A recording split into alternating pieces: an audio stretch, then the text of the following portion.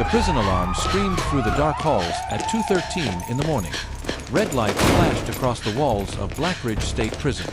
Guards ran down the cold hallway with flashlights and batons in their hands.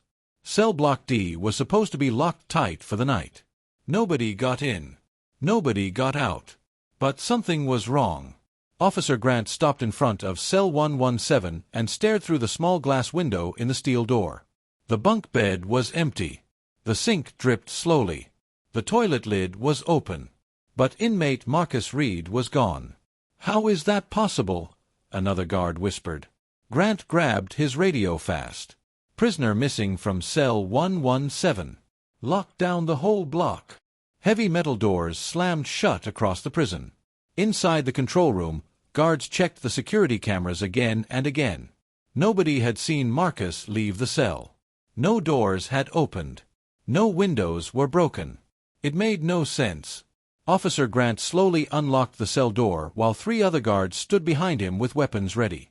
The rusty door creaked open. The tiny prison cell looked completely empty. Then, a loud breathing sound came from under the bed. One of the guards froze. Officer Grant lifted his flashlight slowly toward the darkness beneath the bunk. And what he saw made him stumble backward in horror. 2 pale eyes stared back at him from the shadows. Marcus Reed smiled. But he wasn't alone under the bed. Someone else was hiding there with him.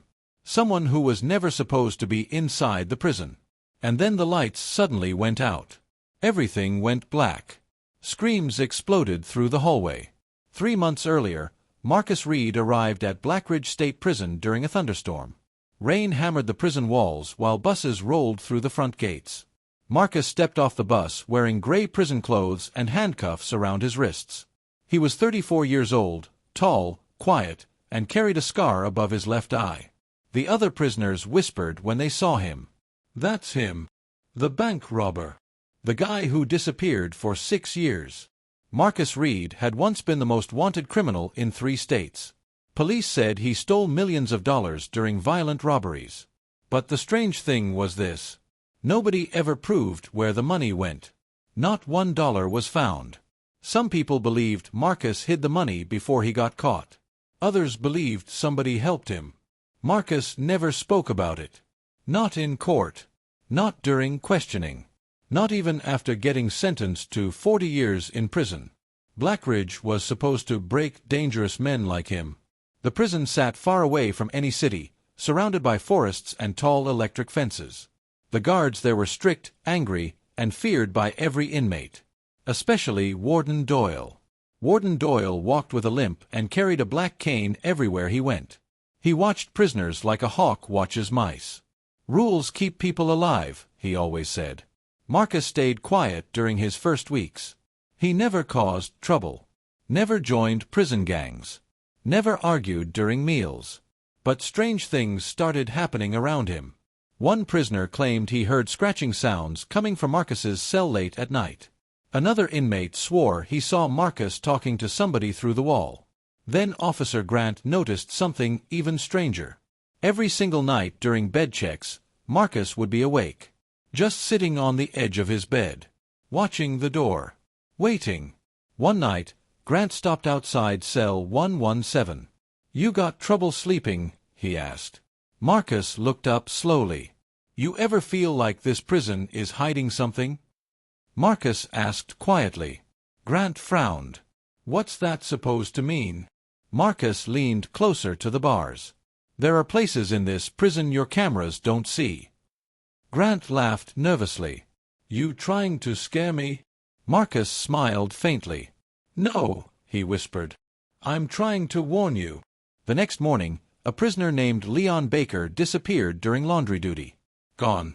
No broken fences. No opened gates. Nothing. The prison went into full lockdown for 2 days. Dogs searched the woods. Guards searched every cell. But Leon Baker vanished like smoke. That's when fear began spreading through Blackridge State Prison. The inmates started whispering during meals. "There's tunnels under the prison. People disappear down there. The old prison burned years ago. Somebody still lives beneath the walls." Officer Grant tried ignoring the rumors. But then he checked the prison blueprints in the records room and discovered something terrifying. There was an old underground section beneath cell block D, a section that did not appear on any modern prison map. That same night, Grant rushed to tell Warden Doyle. But the old warden's face turned pale the moment he heard the words, underground section. "You stay away from cell block D," Doyle warned sharply. "Sir, a prisoner disappeared." "I said stay away from it." Grant had never seen the warden afraid before. That was the moment Grant realized something terrible was hidden beneath Blackridge Prison. And Marcus Reed somehow knew all about it. Later that night, as thunder shook the prison walls, Officer Grant walked past cell 117 again. Marcus was standing near the back wall this time, listening carefully. Then Grant heard it too. A faint knocking sound, coming from inside the wall itself.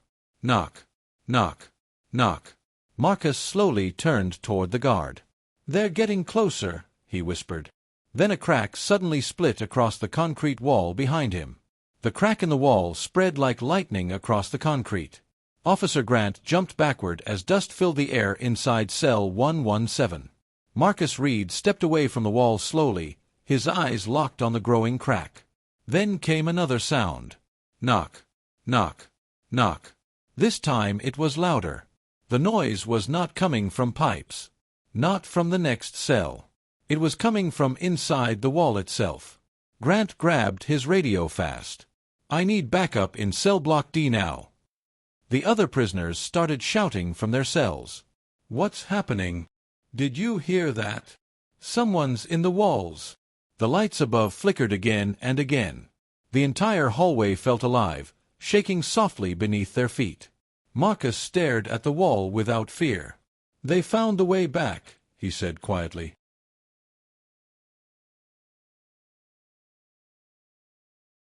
Grant pointed his flashlight at him. "Who found the way back?" Marcus opened his mouth to answer. Then the wall exploded outward.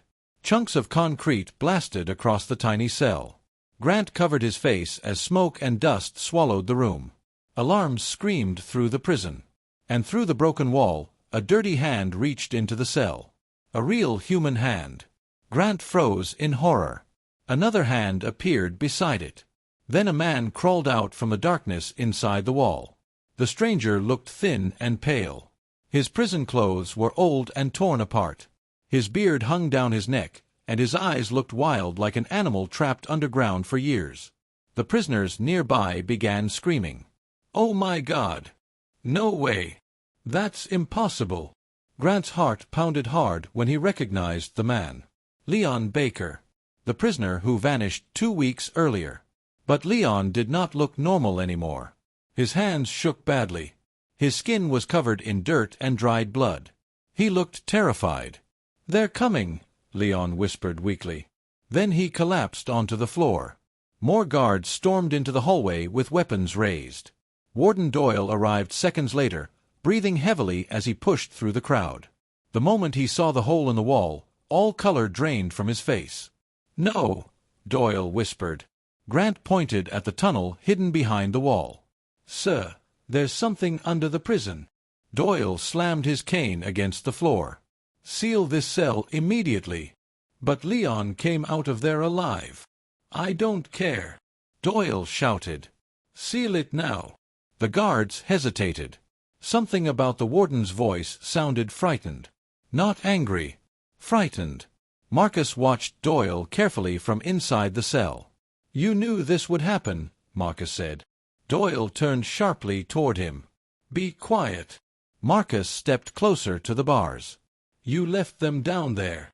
Grant frowned. "Left who down there?" Before Doyle could answer, the prison lights suddenly died again. Darkness swallowed the hallway.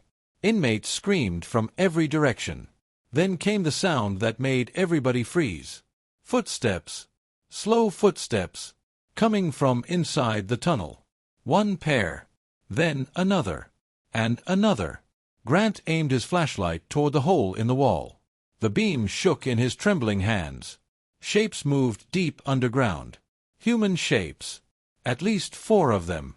Then a voice echoed softly through the tunnel. "Marcus." The guard beside Grant took a step backward. Who was that? Marcus did not answer. The figures moved closer. Grant finally saw their faces. Prisoners. Old prison uniforms hung from their bodies. Their skin looked pale gray under the flashlight beam. Some had cuts across their faces. One man limped badly. Grant's stomach twisted. These men looked like they had been trapped underground for years. One of them smiled slowly. "We finally found you," he whispered. Suddenly, the emergency backup lights flashed on in deep red colors. The hallway looked like a nightmare. The prisoners inside their cells began slamming against the bars in panic. "Get them away from us! Close the wall! Don't let them out!" Warden Doyle pulled out his handgun with shaking hands. "Nobody moves," he shouted. But the men climbing from the tunnel did not stop. Marcus looked directly at Doyle. "You should have told them the truth years ago." Doyle's voice cracked. "You don't understand what happened down there." "Oh, I understand perfectly," Marcus replied. Grant stared at him. "You've been here only 3 months. How do you know any of this?" Marcus looked toward the tunnel. "Because I've been inside those tunnels before." The hallway went silent. Grant blinked in confusion. "That's impossible." Marcus gave a slow smile. "6 years ago, I escaped this prison." Gasps filled the hallway. "But," Grant whispered, "you were caught in another state." Marcus shook his head slowly. "No. I came back." Before Grant could speak again, Leon Baker suddenly grabbed Grant's arm tightly from the floor. His eyes were wide with terror. "You have to lock the tunnels," Leon whispered desperately. Grant leaned closer. "Why?" Leon's lips trembled. "Because something else is living down there." A loud metal banging sound suddenly echoed beneath the prison floor. Boom, boom, boom. The entire hallway shook violently. Dust rained from the ceiling. One of the pale prisoners from the tunnel looked terrified now. "It woke up," he whispered. Then all the lights in cell block D exploded at once. And deep beneath the prison, something let out a long, horrifying scream. The scream echoed beneath Blackridge Prison like a monster trapped underground. Every prisoner in cell block D covered their ears. Some guards stepped backward in fear. Others froze completely. The sound did not feel human. Dust drifted from the ceiling while the floor trembled under everyone's feet. Deep below the prison, metal scraped against metal with a loud screech. Officer Grant pointed his flashlight toward the tunnel again, but his hands shook badly now. "What is down there?" he whispered. Nobody answered him.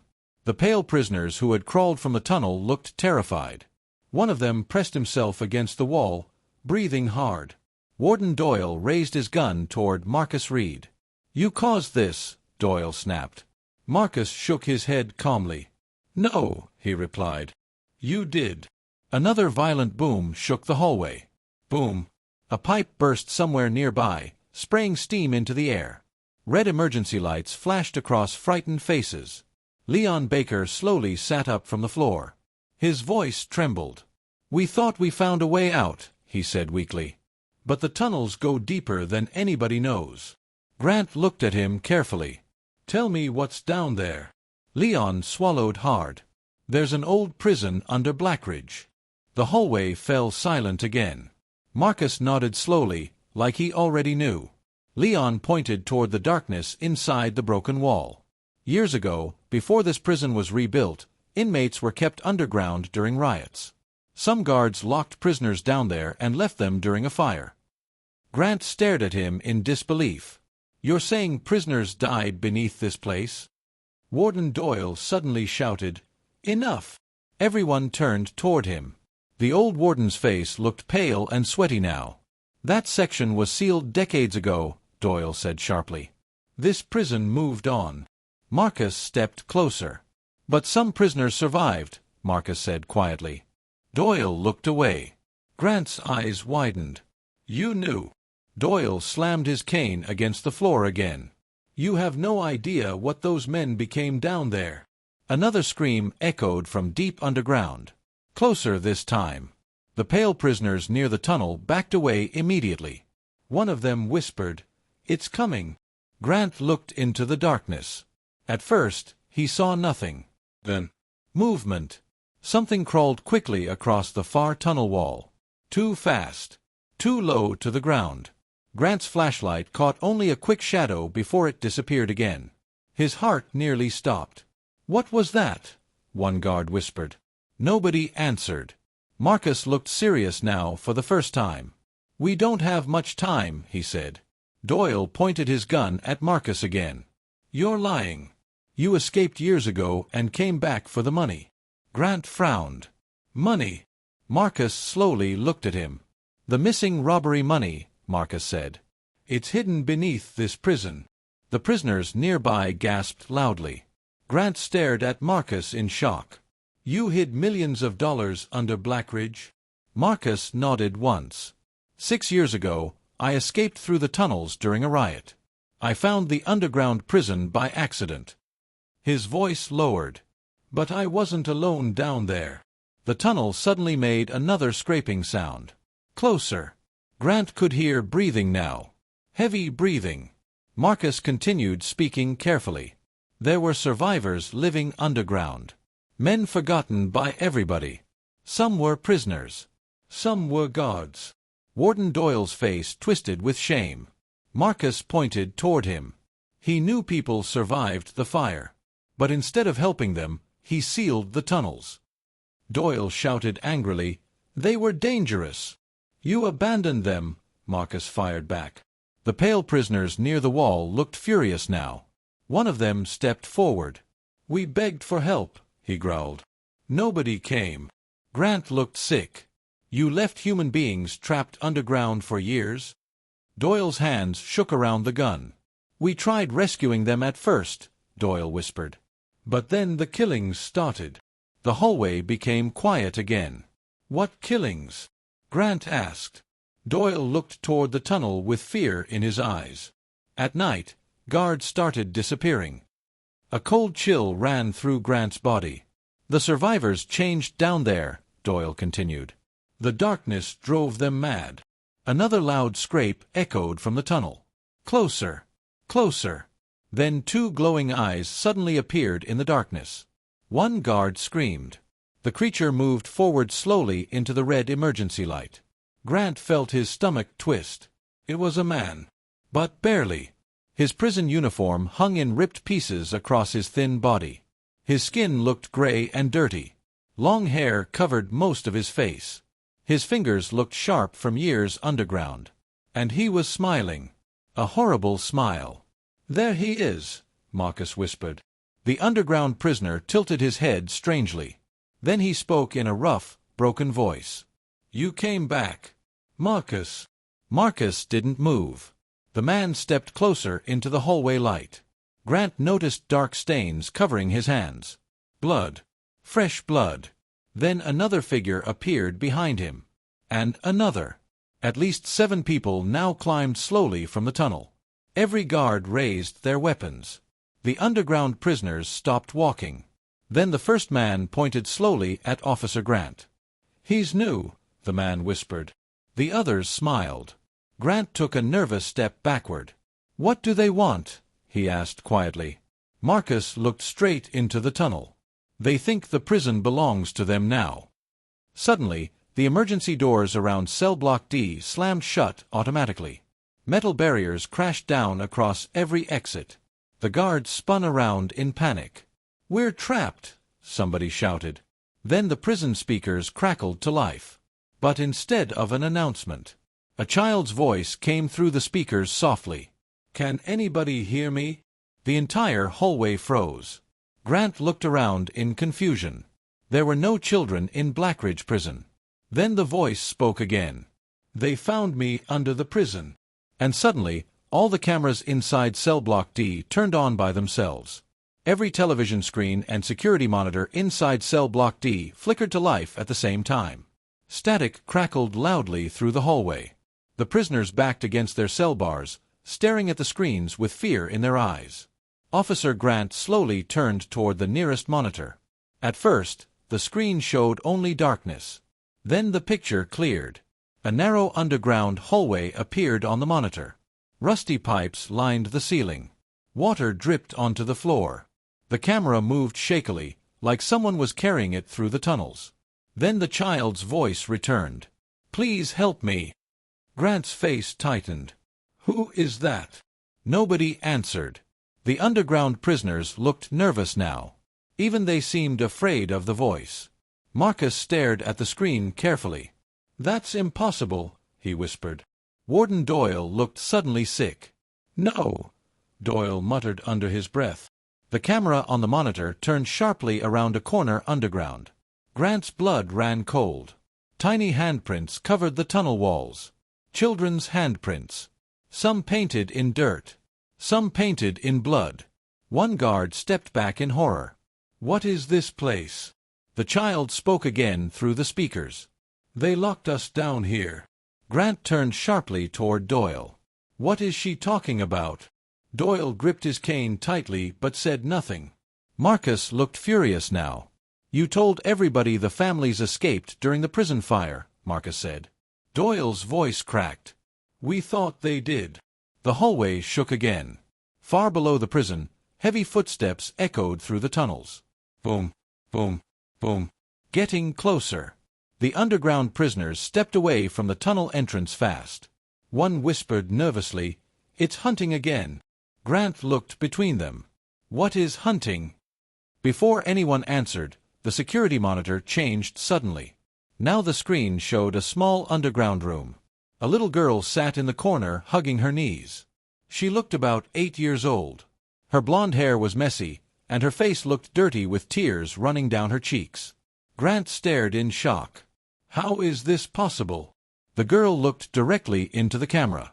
"If you hear this," she whispered, "don't trust the smiling man." Then the camera feed suddenly cut to black.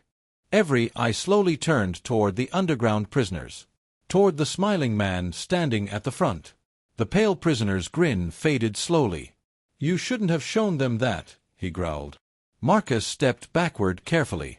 Grant raised his weapon. "Who are you?" The man tilted his head strangely. "My name used to be Daniel Cross," he whispered. "Before this prison buried us alive."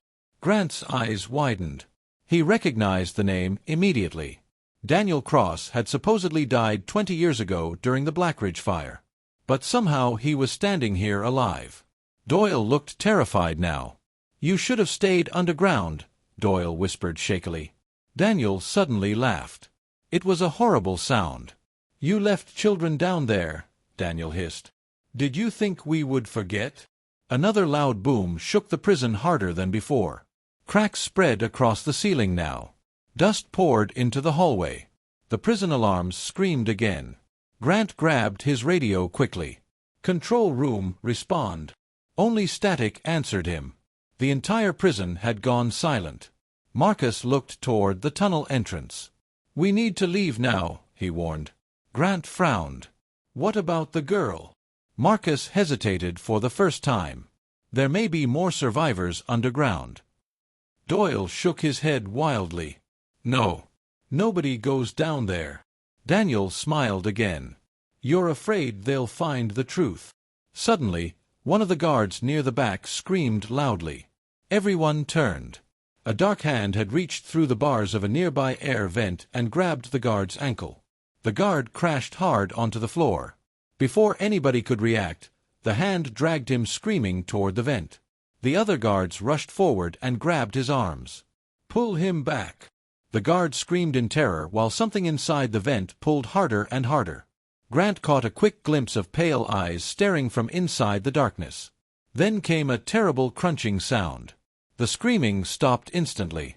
Blood sprayed across the floor. The guards fell backward in horror. Only the guard's empty shoe remained near the vent. The prisoners inside their cells began screaming wildly. "It's inside the walls! Get us out! Oh God!" Grant stared at the bloody vent, frozen with fear. "What was that thing?" he whispered. Daniel looked down quietly. "It was once human." Another metal bang echoed somewhere beneath them. Then the prison lights suddenly returned fully. Bright white lights flooded cell block D. For one tiny second, everything looked normal again. Then every cell door clicked open at once. The prisoners realized it immediately. Their doors were unlocked. A dangerous silence filled the hallway. Marcus slowly looked around. "This prison is about to become a war zone," he said quietly. Then, from deep inside the prison, gunshots suddenly exploded into the night. Gunshots echoed through Blackridge State Prison. Bang, bang, bang. The prisoners inside cell block D rushed out of their open cells in panic. Some screamed. Some fought each other. Others ran blindly through the hallway trying to escape. Officer Grant shouted into his radio again, but there was still only static. The prison was falling apart. Warden Doyle backed against the wall, gripping his gun tightly while sweat rolled down his face. "We have to lock the prison down," he yelled. Marcus Reed grabbed Grant's arm. "There's no time," he said. "If we don't stop this now, nobody gets out alive." Another scream echoed from somewhere deeper inside the prison. Then came the sound of running footsteps. Fast footsteps. Something was moving through the walls again. Daniel Cross slowly turned toward the tunnel entrance beneath cell 117. "They're awake now," he whispered. Grant looked at him sharply. "Who's awake?" Daniel stared into the darkness. "The ones who never survived." A freezing chill ran through Grant's body. Before he could speak again, the little girl's voice suddenly returned through the speakers. "They're coming to cell block D." Marcus looked upward quickly. "Can you hear us?" he shouted. "Yes," the little girl answered softly. "Where are you?" There was a pause. Then her trembling voice returned. "In the old control room underground." Grant looked confused. How are the speakers even working down there? Marcus's face darkened. The underground prison had its own power system. Warden Doyle suddenly lowered his head. "I should have destroyed those tunnels years ago," he whispered. Daniel glared at him angrily. "You destroyed enough already." The hallway shook violently again. Then a loud crash exploded nearby. The vent that killed the guard burst open completely. Something crawled halfway out of the darkness. The prisoners screamed and ran. Grant raised his weapon fast. At first, the thing looked like another underground survivor. But then Grant saw its face. Or what was left of it. Its skin was pale gray. One eye was missing. Its fingers looked twisted and broken. Sharp metal chains hung from its body like it had been trapped somewhere for years. And it moved like an animal. The creature let out a horrible growl. Then it charged. Grant fired instantly. Bang! The bullet struck the creature's shoulder, but it barely slowed down. Marcus grabbed a metal pipe from the floor and swung hard at its head. The creature crashed sideways into the wall with a loud slam. Daniel shouted, "Run!" Everyone rushed toward the main hallway while chaos exploded around them. Prisoners fought guards. Alarm lights flashed everywhere. Smoke filled the air from broken pipes. Grant ran beside Marcus. "How do we stop this?" Marcus looked serious. "The underground control room." Grant frowned. "What's there?" "The master lock system. If we activate it, every tunnel seals forever." "And the people trapped underground?" Marcus hesitated. "If we leave the tunnels open, more people die." Grant hated the answer. But he knew Marcus was right. The group raced through the prison corridors while screams echoed behind them. Daniel led the way toward a hidden staircase beneath the laundry room. When they finally reached the underground level, Grant could barely breathe. The old prison looked terrifying. Burned walls stretched into darkness. Rusty prison bars lined the tunnels. Old wheelchairs, broken beds, and chains covered the floors. It looked like a forgotten world buried beneath Blackridge. Then they heard crying. Soft crying. Grant followed the sound into a small control room. And there she was. The little girl from the cameras. She sat alone beside old computers and dusty monitors. Grant stared at her carefully. "Who are you?" The girl looked up slowly. "My name is Emily Doyle." Warden Doyle froze completely. Tears filled his eyes. "Emily," he whispered. Grant looked shocked. "Your daughter." Doyle nodded weakly. 20 years earlier, during the prison fire, everyone believed Emily died underground. But she survived. Hidden survivors had raised her beneath the prison all these years. Emily looked at her father sadly. "You never came back for me." Doyle collapsed to his knees crying. "I thought you were dead." Before Emily could answer, the creature's roar echoed through the tunnel again. "Closer now." Daniel looked terrified.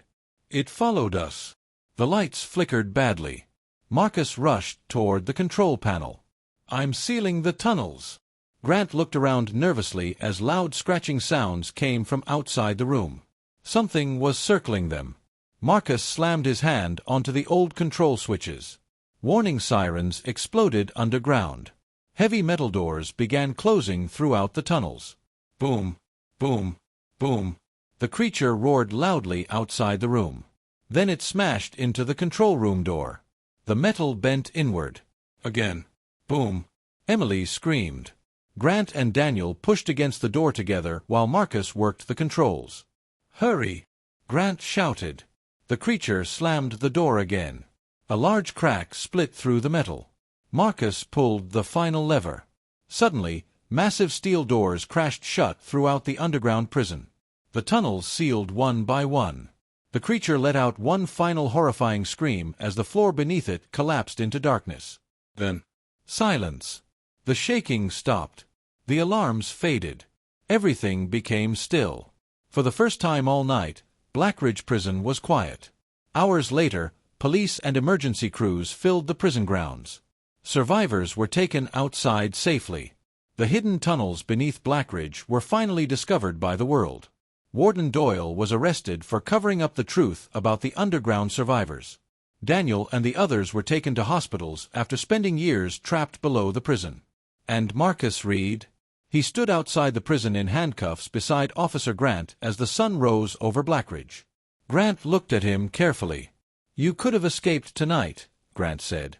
Marcus gave a small smile. "I already spent 6 years running." Grant frowned. "So why come back?" Marcus looked toward the prison one last time. "Because some ghosts don't stay buried." As police cars drove Marcus away, Grant watched the ruined prison behind him. Then his radio crackled softly. At first, he thought it was broken static. But then, a whisper came through clearly. "Officer Grant." Grant's blood turned cold. It was coming from underground. And the voice did not belong to Emily.